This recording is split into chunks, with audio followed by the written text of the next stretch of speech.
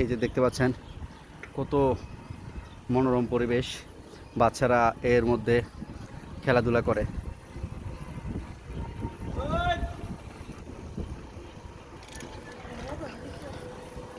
দেখতে পাচ্ছেন রাস্তাগুলা কত সুন্দর, এখানে হর্ন বাজানো নিষেধ। এই যে দেখতে পাচ্ছেন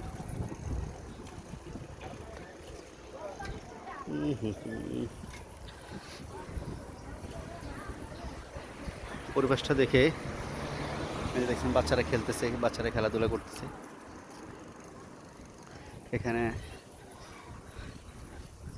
একজন আপু সাইকেল চালাচ্ছে, সামনে একটা মসজিদ আছে, আপনাদেরকে দেখাবো। ওয়াও, আপনাদেরকে হাতের ডান পাশে যদি বাচ্চারা খেলতেছে ওইটার একটা শর্ট দেখাই। আমি আর ওইদিকে যাচ্ছি না, এখানে দাঁড়াই দেখাচ্ছি।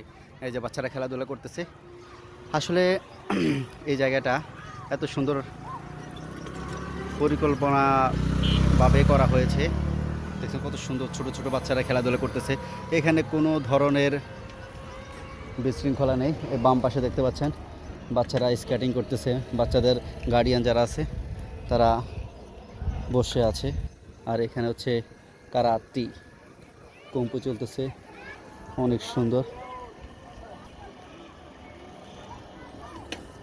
সবাইকে এখানে হচ্ছে ট্রেনিং দেওয়ানো হচ্ছে। ভাই, এই জায়গাটা দেখার পরে আমার পুরো মনটা ভরে গেল, এমন একটা জায়গা। আর আমরা থাকি তো ভাই মোহাম্মদপুর, সারাক্ষণ আতঙ্কের মাঝে থাকি। দেখতে পাচ্ছেন আমার হাতের বাম পাশেই বাচ্চারা ফুটবল খেলতেছে।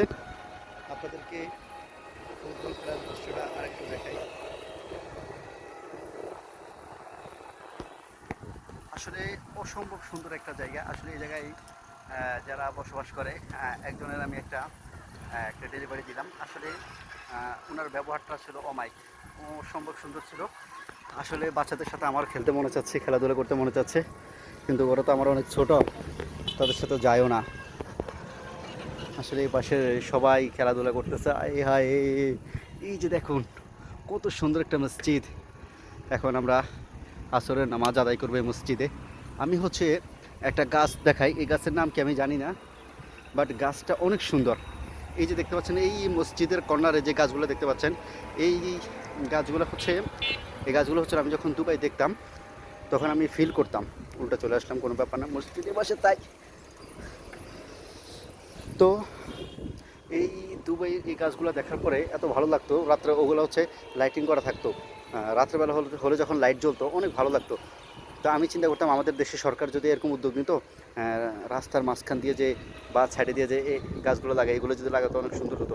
আপনাদেরকে আরও দেখাবো, নামাজের টাইম হয়ে গেছে, পরবর্তীতে আরও আপনাদেরকে দেখাবো। তো সঙ্গে থাকুন, ধন্যবাদ।